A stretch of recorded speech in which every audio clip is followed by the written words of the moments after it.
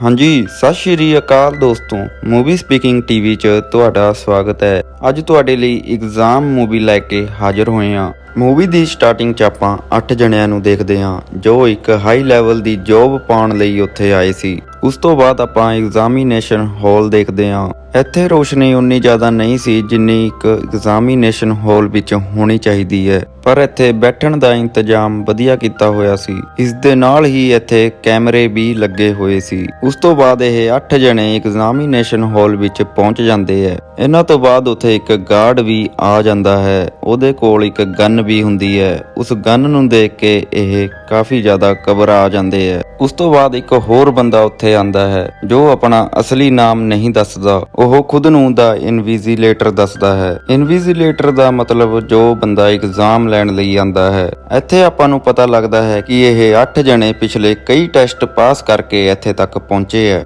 ਇਹਨਾਂ ਕੋਲ ਇੱਕ ਮੌਕਾ ਹੁੰਦਾ ਹੈ ਕਿ ਇਸ ਟੈਸਟ ਨੂੰ ਪਾਸ ਕਰਕੇ ਆਪਣੀ ਡ੍ਰੀਮ ਜੌਬ ਕਰਨ ਦਾ। ਇਸ ਜੌਬ ਨਾਲ ਇਹ ਆਪਣੀ ਲਾਈਫ ਵਿੱਚ ਵਧੀਆ ਸੈੱਟ ਹੋ ਸਕਦੇ ਹੈ। ਇਨਵੀਜ਼ੀਲੇਟਰ ਇਹਨਾਂ ਨੂੰ ਕੁਝ ਰੂਲ ਦੱਸਦਾ ਹੈ, ਜਿਵੇਂ ਕਿ ਬਾਹਰ ਦਾ ਕੋਈ ਵੀ ਰੂਲ ਇੱਥੇ ਲਾਗੂ ਨਹੀਂ ਹੋਏਗਾ। ਇਹਨਾਂ ਸਾਰਿਆਂ ਨੂੰ ਇੱਥੇ ਦਾ ਹੀ ਰੂਲ ਮੰਨਣਾ ਪਵੇਗਾ। ਉਸ ਤੋਂ ਬਾਅਦ ਇਹ ਕਹਿੰਦਾ ਹੈ ਕਿ ਨਾ ਤਾਂ ਤੁਸੀਂ ਮੇਰੇ ਨਾਲ ਗੱਲ ਕਰ ਸਕਦੇ ਹੋ, ਨਾ ਹੀ ਗਾਰਡ ਦੇ ਨਾਲ। ਜੇ ਕੋਈ ਵੀ ਆਪਣੇ ਕੁਐਸਚਨ ਪੇਪਰ ਨੂੰ ਨੁਕਸਾਨ ਪਹੁੰਚਾਏਗਾ ਜਾਂ ਇੱਥੇ ਤੋਂ ਉੱਠ ਕੇ ਬਾਹਰ ਚਲਿਆ ਜਾਏਗਾ ਤਾਂ ਉਹਨੂੰ ਡਿਸਕੁਆਲੀਫਾਈ ਕਰ ਦਿੱਤਾ ਜਾਏਗਾ। ਇਹਨਾਂ ਦੇ ਕੁਐਸਚਨ ਪੇਪਰ ਤੇ ਸਿਰਫ ਇੱਕ ਹੀ ਕੁਐਸਚਨ ਹੋਏਗਾ ਜਿਸ ਦਾ ਇਹਨਾਂ ਸਾਰਿਆਂ ਨੂੰ ਜਵਾਬ ਦੇਣਾ ਹੈ, ਤੇ ਉਸ ਲਈ ਇਹਨਾਂ ਕੋਲ 80 ਮਿੰਟ ਦਾ ਟਾਈਮ ਹੋਏਗਾ। ਜੇ ਉਹਨਾਂ ਨੇ 80 ਮਿੰਟ ਦੇ ਅੰਦਰ ਉਸ ਸਵਾਲ ਦਾ ਜਵਾਬ ਦੇ ਦਿੱਤਾ ਤਾਂ ਉਹ ਇਸ ਜੌਬ ਨੂੰ ਪਾ ਸਕਦੇ ਹੈ। ਉਸ ਤੋਂ ਬਾਅਦ ਇਨਵੀਜ਼ੀਲੇਟਰ ਉਹਨਾਂ ਨੂੰ ਕਹਿੰਦਾ ਹੈ ਕਿ ਜੇ ਤੁਹਾਡੇ ਮਨ ਦੇ ਵਿੱਚ ਕੋਈ ਵੀ ਸਵਾਲ ਹੈ ਤਾਂ ਤੁਸੀਂ ਮੈਨੂੰ ਪੁੱਛ ਸਕਦੇ ਹੋ, ਪਰ ਕਿਸੇ ਨੇ ਵੀ ਕੁਝ ਨਹੀਂ ਪੁੱਛਿਆ। ਉਸ ਤੋਂ ਬਾਅਦ ਇਨਵੀਜ਼ੀਲੇਟਰ ਟਾਈਮ ਸੈੱਟ ਕਰਕੇ ਉੱਥੇ ਤੋਂ ਚਲਿਆ ਜਾਂਦਾ ਹੈ। ਉਸ ਤੋਂ ਬਾਅਦ ਇਹ ਸਾਰੇ ਜਣੇ ਆਪਣਾ ਕੁਐਸਚਨ ਪੇਪਰ ਦੇਖਦੇ ਹੈ। ਇਹ ਸਾਰੇ ਜਣੇ ਬਹੁਤ ਜ਼ਿਆਦਾ ਹੈਰਾਨ ਹੋ ਜਾਂਦੇ ਹੈ ਕਿ ਕੁਐਸਚਨ ਪੇਪਰ ਵਿੱਚ ਕੁਝ ਵੀ ਨਹੀਂ ਲਿਖਿਆ ਹੋਇਆ। ਉਹ ਬਿਲਕੁਲ ਖਾਲੀ ਹੁੰਦਾ ਹੈ। ਜਿਵੇਂ ਜਿਵੇਂ ਟਾਈਮ ਲੰਘ ਰਿਹਾ ਹੁੰਦਾ ਹੈ, ਇਹ ਸਾਰੇ ਜਣੇ ਨਰਵਸ ਹੋਣ ਲੱਗ ਜਾਂਦੇ ਹੈ। ਐਨੇ ਵਿੱਚ ਇੱਕ ਕੁੜੀ ਆਪਣੇ ਕੁਐਸਚਨ ਪੇਪਰ ਤੇ ਲਿਖਦੀ ਹੈ, ਆਈ ਬਲੀਵ ਆਈ ਡਿਜ਼ਰਵ। ਕੈਮਰੇ ਵਿੱਚ ਇਹ ਸਭ ਦੇਖ ਲਿਆ ਜਾਂਦਾ ਹੈ। ਉਸ ਤੋਂ ਬਾਅਦ ਉੱਥੇ ਗਾਰਡ ਆਂਦਾ ਹੈ ਤੇ ਉਸ ਕੁੜੀ ਨੂੰ ਉੱਥੇ ਤੋਂ ਬਾਹਰ ਕੱਢ ਦਿੰਦਾ ਹੈ, ਕਿਉਂਕਿ ਇਸ ਕੁੜੀ ਨੇ ਆਪਣਾ ਕੁਐਸਚਨ ਪੇਪਰ ਖਰਾਬ ਕਰ ਲਿਆ ਸੀ। ਉਸ ਤੋਂ ਬਾਅਦ ਇਹਨਾਂ ਵਿੱਚੋਂ ਇੱਕ ਜਣੇ ਨੂੰ ਕੁਝ ਯਾਦ ਆਂਦਾ ਹੈ ਕਿ ਉਹਨਾਂ ਨੇ ਕਿਹਾ ਸੀ ਕਿ ਆਪਾਂ ਗਾਰਡ ਔਰ ਇਨਵੀਜ਼ੀਲੇਟਰ ਦੇ ਨਾਲ ਗੱਲ ਨਹੀਂ ਕਰ ਸਕਦੇ। ਉਹਨਾਂ ਨੇ ਆਪਾਂ ਨੂੰ ਆਪਸ ਵਿੱਚ ਗੱਲਬਾਤ ਕਰਨ ਤੋਂ ਮਨਾ ਨਹੀਂ ਕੀਤਾ। ਆਪਾਂ ਆਪਸ ਵਿੱਚ ਗੱਲਬਾਤ ਕਰ ਸਕਦੇ ਹਾਂ। ਉਸ ਤੋਂ ਬਾਅਦ ਉਹ ਇਹ ਗੱਲ ਸਾਰਿਆਂ ਨੂੰ ਦੱਸਦਾ ਹੈ ਕਿ ਆਪਾਂ ਨੂੰ ਇੱਕ ਦੂਜੇ ਦਾ ਸਾਥ ਦੇਣਾ ਚਾਹੀਦਾ ਹੈ, ਤਾਂ ਹੀ ਆਪਾਂ ਇਸ ਕੁਐਸਚਨ ਪੇਪਰ ਵਿੱਚੋਂ ਕੁਐਸਚਨ ਨੂੰ ਲੱਭ ਸਕਦੇ ਹਾਂ। ਇਹ ਸਾਰੇ ਜਣੇ ਕੋਈ ਨਾ ਕੋਈ ਆਈਡੀਆ ਦੇਣ ਲੱਗੇ, ਪਰ ਕੈਂਡੀਡੇਟ ਨੰਬਰ 1 ਚੁੱਪਚਾਪ ਬੈਠਿਆ ਹੋਇਆ ਸੀ। ਉਸ ਤੋਂ ਬਾਅਦ ਇੱਕ ਜਣਾ ਆਪਣਾ ਨਾਮ ਦੱਸਣ ਦੀ ਕੋਸ਼ਿਸ਼ ਕਰਦਾ ਹੈ, ਪਰ ਉਹਨੂੰ ਇੱਕ ਬੰਦਾ ਰੋਕ ਦਿੰਦਾ ਹੈ ਕਿ ਆਪਾਂ ਨੂੰ ਆਪਣੀ ਅਸਲੀ ਪਹਿਚਾਣ ਲੁਕੋ ਕੇ ਰੱਖਣੀ ਚਾਹੀਦੀ ਹੈ। ਇਸ ਕਰਕੇ ਉਹ ਸਾਰਿਆਂ ਦੇ ਨਕਲੀ ਨਾਮ ਰੱਖ ਦਿੰਦਾ ਹੈ। ਕੈਂਡੀਡੇਟ 1 ਦਾ ਨਾਮ ਡੈਫ ਰੱਖ ਦਿੰਦੇ ਹੈ। ਉਸ ਤੋਂ ਬਾਅਦ ਇੱਕ ਜਣੇ ਦਾ ਨਾਮ ਬਰਾਊਨ ਤੇ ਦੂਜੇ ਦਾ ਨਾਮ ਬਲੈਕ ਰੱਖ ਦਿੰਦੇ ਹੈ, ਤੇ ਉਹ ਆਪਣਾ ਨਾਮ ਵਾਈਟ ਰੱਖ ਦਿੰਦਾ ਹੈ। ਉਸ ਤੋਂ ਬਾਅਦ ਉਹ ਕੁੜੀਆਂ ਵਿੱਚੋਂ ਇੱਕ ਦਾ ਨਾਮ ਬਲੌਂਡ, ਇੱਕ ਦਾ ਬਰੂਨੇਟ ਤੇ ਇੱਕ ਦਾ ਡਾਰਕ ਰੱਖ ਦਿੰਦਾ ਹੈ। ਉਸ ਤੋਂ ਬਾਅਦ ਵਾਈਟ ਸਾਰਿਆਂ ਨੂੰ ਕਹਿੰਦਾ ਹੈ ਕਿ ਆਪਾਂ ਨੂੰ ਆਪਣੀ ਸੀਟ ਤੋਂ ਉੱਠ ਜਾਣਾ ਚਾਹੀਦਾ ਹੈ, ਕਿਉਂਕਿ ਉਹਨਾਂ ਨੇ ਰੂਲ ਵਿੱਚ ਕਿਤੇ ਵੀ ਨਹੀਂ ਲਿਖਿਆ ਸੀ ਕਿ ਆਪਾਂ ਆਪਣੀ ਸੀਟ ਤੋਂ ਉੱਠ ਨਹੀਂ ਸਕਦੇ। ਉਸ ਤੋਂ ਬਾਅਦ ਉਹ ਰਿਸਕ ਲੈ ਕੇ ਆਪਣੀ ਸੀਟ ਤੋਂ ਉੱਠ ਜਾਂਦਾ ਹੈ। ਉਸ ਤੋਂ ਬਾਅਦ ਆਪਾਂ ਦੇਖਦੇ ਹਾਂ ਕਿ ਉਸਦੇ ਸੀਟ ਤੋਂ ਉੱਠਣ ਤੋਂ ਉੱਥੇ ਕੁਝ ਵੀ ਨਹੀਂ ਹੁੰਦਾ। ਇਸ ਦਾ ਮਤਲਬ ਇਹ ਹੈ ਕਿ ਇਹ ਇੱਥੇ ਘੁੰਮ ਫਿਰ ਸਕਦਾ।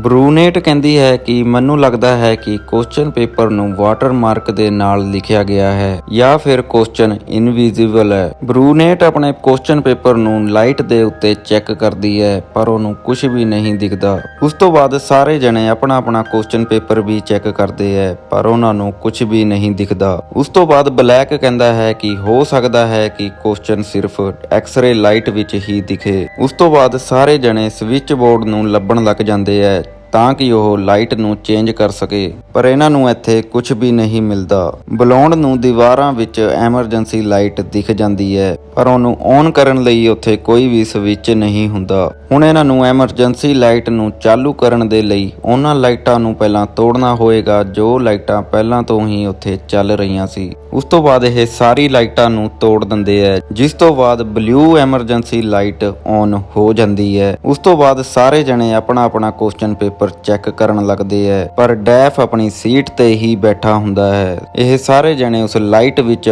ਕੁਐਸਚਨ ਦੇਖਣ ਦੀ ਬਹੁਤ ਕੋਸ਼ਿਸ਼ ਕਰਦੇ ਹੈ, ਪਰ ਇਹਨਾਂ ਨੂੰ ਉੱਥੇ ਕੁਝ ਵੀ ਨਹੀਂ ਦਿਖਦਾ। ਉਸ ਤੋਂ ਬਾਅਦ ਬਰੂਨੇਟ ਉਹਨਾਂ ਨੂੰ ਕਹਿੰਦੀ ਹੈ ਕਿ ਆਪਾਂ ਨੂੰ ਇਸ ਲਾਈਟ ਦੇ ਉੱਪਰ ਦੀ ਲੇਅਰ ਨੂੰ ਹਟਾ ਦੇਣਾ ਚਾਹੀਦਾ ਹੈ, ਜਿਸ ਤੋਂ ਬਾਅਦ ਹੋ ਸਕਦਾ ਹੈ ਕਿ ਐਕਸ-ਰੇ ਲਾਈਟ ਔਨ ਹੋ ਜਾਵੇ। ਉਸ ਤੋਂ ਬਾਅਦ ਇੱਕ ਕੁੜੀ ਆਪਣੀ ਹੀਲ ਦੇ ਨਾਲ ਉਸ ਲਾਈਟ ਨੂੰ ਵੀ ਤੋੜ ਦਿੰਦੀ ਹੈ, ਜਿਸ ਤੋਂ ਬਾਅਦ ਲਾਈਟ ਦਾ ਕਲਰ ਚੇਂਜ ਹੋ ਜਾਂਦਾ ਹੈ, ਪਰ ਇਸ ਲਾਈਟ ਵਿੱਚ ਵੀ ਉਹਨਾਂ ਨੂੰ ਆਪਣੇ ਕੁਐਸਚਨ ਪੇਪਰ ਤੇ ਕੋਈ ਵੀ ਕੁਐਸਚਨ ਨਹੀਂ ਦਿਖਦਾ। ਹੁਣ ਇਹਨਾਂ ਕੋਲ ਟੋਟਲ 60 ਮਿੰਟ ਦਾ ਟਾਈਮ ਹੀ ਬਚਿਆ ਹੈ। ਇੰਨੇ ਵਿੱਚ ਵਾਈਟ ਦੇ ਦਿਮਾਗ ਵਿੱਚ ਇੱਕ ਹੋਰ ਆਈਡੀਆ ਆਉਂਦਾ ਹੈ। ਉਹ ਕਹਿੰਦਾ ਹੈ ਕਿ ਸੈਕਿੰਡ ਨੰਬਰ ਵਾਲੀ ਕੈਂਡੀਡੇਟ ਡਿਸਕੁਆਲੀਫਾਈ ਹੋ ਚੁੱਕੀ ਹੈ, ਆਪਾਂ ਉਸ ਦੇ ਕੁਐਸਚਨ ਪੇਪਰ ਤੇ ਕੁਝ ਵੀ ਕਰ ਸਕਦੇ ਹਾਂ। ਉਸ ਤੋਂ ਬਾਅਦ ਵਾਈਟ ਉਸ ਕੁਐਸਚਨ ਪੇਪਰ ਤੇ ਪੈਨਸਲ ਘਸਾਣ ਲੱਗਦਾ ਹੈ, ਪਰ ਉਸ ਨਾਲ ਵੀ ਉਹਨੂੰ ਕੁਐਸਚਨ ਨਹੀਂ ਮਿਲਦਾ। ਉਸ ਤੋਂ ਬਾਅਦ ਉਹ ਉਸ ਕੁਐਸਚਨ ਪੇਪਰ ਨੂੰ ਫਾੜ ਕੇ 4 ਪੀਸ ਕਰ ਦਿੰਦਾ ਹੈ ਤੇ ਸਾਰਿਆਂ ਨੂੰ ਇੱਕ ਇੱਕ ਟੁਕੜਾ ਦੇ ਦਿੰਦਾ ਹੈ, ਤਾਂ ਕਿ ਸਾਰੇ ਜਣੇ ਅਲੱਗ-ਅਲੱਗ ਤਰੀਕੇ ਨਾਲ ਉਸ ਕੁਐਸਚਨ ਪੇਪਰ ਤੇ ਐਕਸਪੈਰੀਮੈਂਟ ਕਰ ਸਕਣ, ਪਰ ਇਸ ਨਾਲ ਵੀ ਇਹਨਾਂ ਨੂੰ ਕੋਈ ਫਾਇਦਾ ਨਹੀਂ ਹੁੰਦਾ। ਉਸ ਤੋਂ ਬਾਅਦ ਵਾਈਟ ਔਰ ਬਲੈਕ ਦੇ ਵਿੱਚ ਲੜਾਈ ਹੋ ਜਾਂਦੀ ਹੈ। ਇਹ ਦੋਨੋਂ ਜਣੇ ਬਹਿਸ ਕਰਨ ਲੱਗ ਜਾਂਦੇ ਹੈ। ਇੰਨੇ ਵਿੱਚ ਇਹ ਦੇਖਦੇ ਹੈ ਕਿ ਡੈਫ ਰੋ ਰਿਹਾ ਹੈ। ਉਹ ਮੂੰਹ ਦੇ ਵਿੱਚ ਹੀ ਕੁਝ ਬੜਬੜਾ ਰਿਹਾ ਹੁੰਦਾ ਹੈ। ਉਹ ਕਹਿੰਦਾ ਹੈ ਕਿ ਇਹ ਕੁਐਸਚਨ ਪੇਪਰ ਆਪਣੀ ਇਮੇਜ ਨੂੰ ਰਿਫਲੈਕਟ ਕਰ ਰਿਹਾ ਹੈ, ਪਰ ਉਹ ਇਸ ਗੱਲ ਨੂੰ ਫ੍ਰੈਂਚ ਲੈਂਗੁਏਜ ਵਿੱਚ ਕਹਿੰਦਾ ਹੈ, ਇਸ ਕਾਰਨ ਕਿਸੇ ਨੂੰ ਵੀ ਉਹਦੀ ਗੱਲ ਸਮਝ ਨਹੀਂ ਲੱਗਦੀ। ਉਸ ਤੋਂ ਬਾਅਦ ਸਾਰੇ ਜਣੇ ਸ਼ਾਂਤ ਹੋ ਕੇ ਬੈਠ ਜਾਂਦੇ ਹੈ। ਬਰਾਊਨ ਸਾਰਿਆਂ ਨੂੰ ਕਹਿੰਦਾ ਹੈ ਕਿ ਆਪਾਂ ਕਿਸੇ ਐਗਜ਼ਾਮ ਵਿੱਚ ਨਹੀਂ ਹਾਂ, ਬਲਕਿ ਜਿਵੇਂ ਕਿਸੇ ਵੈਟਿੰਗ ਸ਼ੋਅ ਦੇ ਵਿੱਚ ਹਾਂ। ਹੋ ਸਕਦਾ ਹੈ ਕਿ ਉਹ ਲੋਕ ਆਪਣੇ ਤੇ ਬੈਟ ਲਗਾ ਰਹੇ ਹੋਣ ਕਿ ਆਪਾਂ ਸਾਰਿਆਂ ਦੇ ਵਿੱਚੋਂ ਕੌਣ ਜਿੱਤੇਗਾ। ਉਸ ਤੋਂ ਬਾਅਦ ਸਾਰੇ ਜਣੇ ਆਪਣਾ ਆਪਣਾ ਸੁਝਾਅ ਦੇਣ ਲੱਗ ਜਾਂਦੇ ਹੈ। ਇੰਨੇ ਵਿੱਚ ਡਾਰਕ ਕਹਿੰਦੀ ਹੈ ਕਿ ਆਪਣੇ ਉੱਪਰ ਕੋਈ ਵੀ ਬੈਟ ਨਹੀਂ ਲੱਗ ਰਹੀ, ਕਿਉਂਕਿ ਇਸ ਕੰਪਨੀ ਦੇ ਵਿੱਚ ਸਾਰੇ ਜਣੇ CEO ਦੇ ਅੰਡਰ ਕੰਮ ਕਰਦੇ ਹੈ ਤੇ CEO ਦੇ ਕੋਲ ਹੀ ਕੰਪਨੀ ਦੀ ਸਾਰੀ ਪਾਵਰ ਹੁੰਦੀ ਹੈ। ਬਰਾਊਨ ਡਾਰਕ ਨੂੰ ਪੁੱਛਦਾ ਹੈ ਕਿ ਤੂੰ CEO ਦੇ ਬਾਰੇ ਇੰਨਾ ਕਿਵੇਂ ਜਾਣਦੀ ਹੈ। ਡਾਰਕ ਕਹਿੰਦੀ ਹੈ ਕਿ ਮੈਂ ਕਿਸੇ ਹੋਰ ਕੰਪਨੀ ਦੇ ਥਰੂ ਇਸੇ ਕੰਪਨੀ ਦੇ ਲਈ ਕੰਮ ਕਰਦੀ ਹਾਂ, ਪਰ ਮੈਂ ਅੱਜ ਤੱਕ ਇਸ ਕੰਪਨੀ ਦੇ CEO ਨੂੰ ਨਹੀਂ ਦੇਖਿਆ। ਡਾਰਕ ਕਹਿੰਦੀ ਹੈ ਕਿ ਮੈਂ ਇੱਕ ਬੜੀ ਜੌਬ ਦੇ ਲਈ ਇਸ ਕੰਪਨੀ ਵਿੱਚ ਅਪਲਾਈ ਕੀਤਾ ਸੀ, ਇਸ ਕਰਕੇ ਮੈਂ ਇੱਥੇ ਆਈ ਹਾਂ।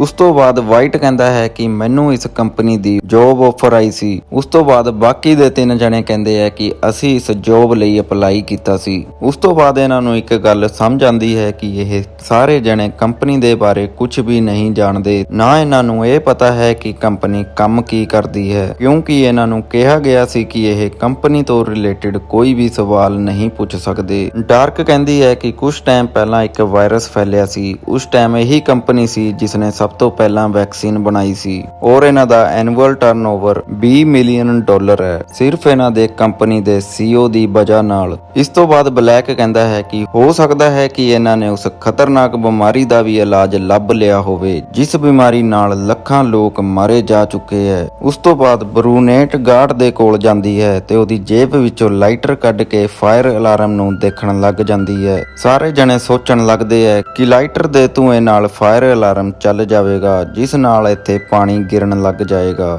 ਤੇ ਹੋ ਸਕਦਾ ਹੈ ਕਿ ਪਾਣੀ ਦੇ ਨਾਲ ਕੁਐਸਚਨ ਨੂੰ ਦੇਖਿਆ ਜਾ ਸਕੇ। ਬਰੂਨੇਟ ਇੱਕ ਟੇਬਲ ਤੇ ਚੜ ਜਾਂਦੀ ਹੈ, ਪਰ ਉਹਦਾ ਹੱਥ ਉਸ ਫਾਇਰ ਅਲਾਰਮ ਤੱਕ ਨਹੀਂ ਪਹੁੰਚ ਰਿਹਾ ਹੁੰਦਾ। ਵਾਈਟ ਉਹਨੂੰ ਇੱਕ ਕੁਐਸਚਨ ਪੇਪਰ ਰੋਲ ਕਰਕੇ ਦਿੰਦਾ ਹੈ, ਜਿਸ ਨੂੰ ਬਰੂਨੇਟ ਨੇ ਜਲਾ ਦਿੱਤਾ, ਔਰ ਉਸ ਤੋਂ ਬਾਅਦ ਫਾਇਰ ਅਲਾਰਮ ਚਾਲੂ ਹੋ ਜਾਂਦਾ ਹੈ, ਪਰ ਪਾਣੀ ਨਾਲ ਵੀ ਕੁਐਸਚਨ ਪੇਪਰ ਤੇ ਕੁਝ ਵੀ ਨਹੀਂ ਦਿਖਦਾ।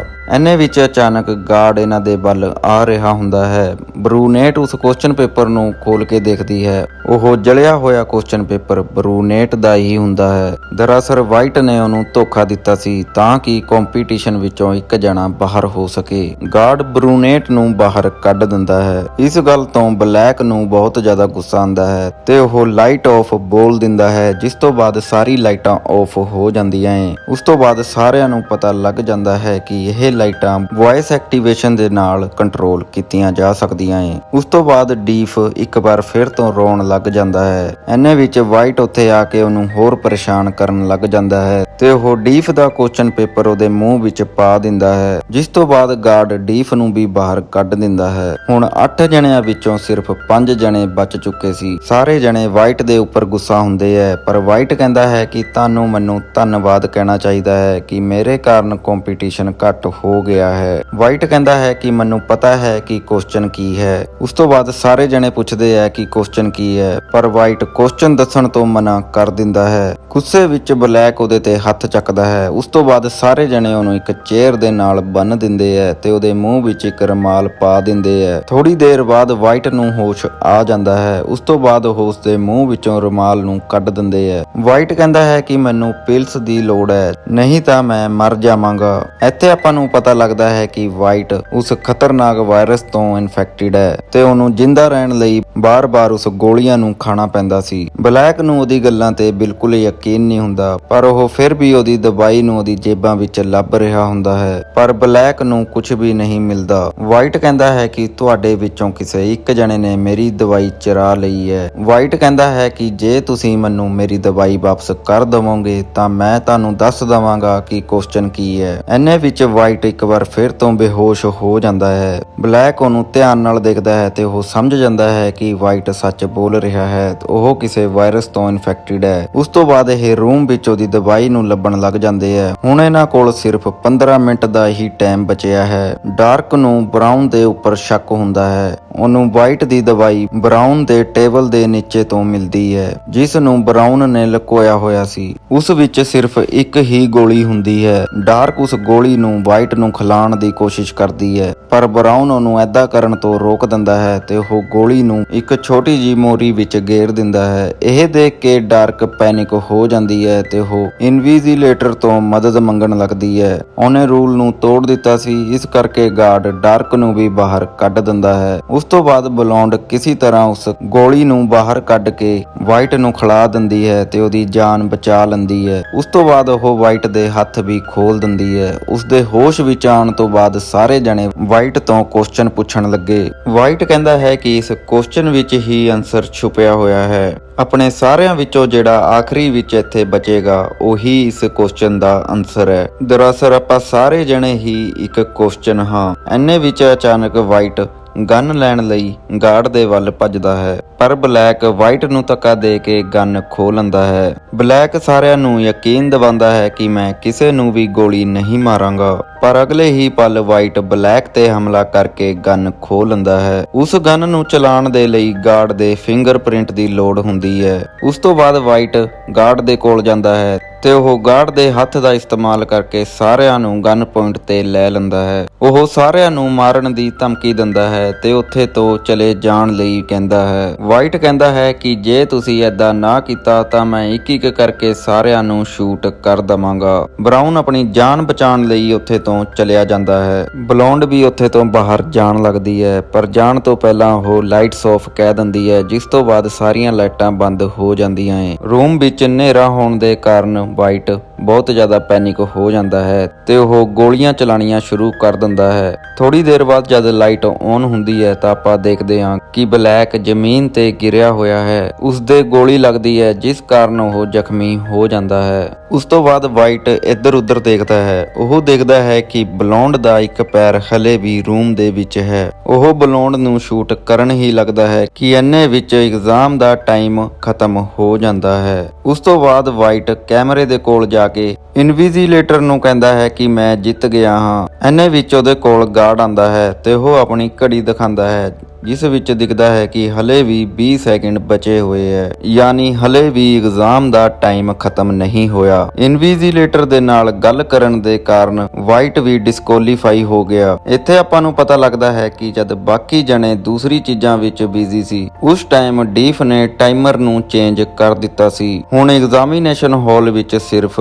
ਬਲੌਂਡ ਹੀ ਬਚੀ ਸੀ। ਉਹ ਡੀਫ ਦੇ ਚਸ਼ਮੇ ਨੂੰ ਚੱਕ ਕੇ ਕੁਐਸਚਨ ਪੇਪਰ ਦੇਖਦੀ ਹੈ। ਕੁਐਸਚਨ ਪੇਪਰ ਵਿੱਚ ਸਿਰਫ ਕੁਐਸਚਨ 1 ਹੀ ਲਿਖਿਆ ਹੁੰਦਾ ਹੈ। ਐਨੇ ਵਿੱਚ ਉੱਥੇ ਡੀਫ ਆ ਜਾਂਦਾ ਹੈ। ਡੀਫ ਕਹਿੰਦਾ ਹੈ ਕਿ ਇਸ ਕੰਪਨੀ ਦਾ CEO ਹੋਰ ਕੋਈ ਨਹੀਂ ਬਲਕਿ ਮੈਂ ਹੀ ਹਾਂ। ਉਹ ਕਹਿੰਦਾ ਹੈ ਕਿ ਮੈਂ ਟੈਸਟ ਵਿੱਚ ਹਿੱਸਾ ਇਸ ਕਰਕੇ ਲਿਆ ਸੀ ਤਾਂ ਕਿ ਮੈਂ ਸਾਰਿਆਂ ਦੇ ਉੱਪਰ ਨਜ਼ਰ ਰੱਖ ਸਕਾਂ। ਐਨੇ ਵਿੱਚ ਇੱਥੇ ਇਨਵੀਜੀਲੇਟਰ ਵੀ ਆ ਜਾਂਦਾ ਹੈ। ਇੱਥੇ ਆਪਾਂ ਨੂੰ ਪਤਾ ਲੱਗਦਾ ਹੈ ਕਿ ਜਦ ਟੈਸਟ ਸ਼ੁਰੂ ਹੋਣ ਤੋਂ ਪਹਿਲਾਂ ਇਨਵੀਜੀਲੇਟਰ ਨੇ ਸਾਰਿਆਂ ਨੂੰ ਪੁੱਛਿਆ ਸੀ ਕਿ ਕਿਆ ਤੁਹਾਡਾ ਕੋਈ ਸਵਾਲ ਹੈ। ਅਸਲ ਵਿੱਚ ਉਹੀ ਇੱਕ ਸਵਾਲ ਸੀ। ਇਹਨਾਂ ਨੂੰ ਸਿਰਫ ਉਸੀ ਦਾ ਜਵਾਬ ਦੇਣਾ ਸੀ। ਇਹ ਪੂਰਾ ਟੈਸਟ ਇਹਨਾਂ ਲੋਕਾਂ ਦੀ ਇੰਟੈਲੀਜੈਂਸ ਨੂੰ ਟੈਸਟ ਕਰਨ ਲਈ ਬਣਾਇਆ ਗਿਆ ਸੀ। ਬਲੌਂਡ ਨੇ ਇਹ ਟੈਸਟ ਪਾਸ ਕਰ ਲਿਆ ਸੀ, ਇਸ ਕਰਕੇ CEO ਨੂੰ ਇੱਕ ਚੰਗੀ ਜੋਬ ਆਫਰ ਕਰਦਾ ਹੈ, ਪਰ ਬਲੌਂਡ ਮਨਾ ਕਰ ਦਿੰਦੀ ਹੈ। ਬਲੌਂਡ ਕਹਿੰਦੀ ਹੈ ਕਿ ਮੈਂ ਅਜਿਹੀ ਕੰਪਨੀ ਦੇ ਲਈ ਕੰਮ ਨਹੀਂ ਕਰਾਂਗੀ ਜਿਸ ਵਿੱਚ ਲੋਕਾਂ ਨੂੰ ਮਾਰਿਆ ਜਾਂਦਾ ਹੈ। ਇੱਥੇ ਆਪਾਂ ਨੂੰ ਪਤਾ ਲੱਗਦਾ ਹੈ ਕਿ ਬਲੈਕ ਬਿਲਕੁਲ ਠੀਕ ਹੈ। ਉਹਨੂੰ ਇੱਕ ਕੈਪਸੂਲ ਦੇ ਨਾਲ ਹਿੱਟ ਕੀਤਾ ਗਿਆ ਸੀ। ਉਸ ਗਨ ਵਿੱਚ ਕੋਈ ਗੋਲੀਆਂ ਨਹੀਂ ਸੀ ਬਲਕਿ ਕੈਪਸੂਲ ਸੀ। ਅਜਿਹਾ ਕੈਪਸੂਲ ਜਿਸ ਨਾਲ ਕੋਈ ਵੀ ਰੋਗ ਠੀਕ ਕੀਤਾ ਜਾ ਸਕਦਾ ਹੈ। ਇਹ ਗੱਲ ਸੁਣਨ ਤੋਂ ਬਾਅਦ ਬਲੌਂਡ ਆਪਣਾ ਡਿਸੀਜਨ ਚੇਂਜ ਕਰ ਲੈਂਦੀ ਹੈ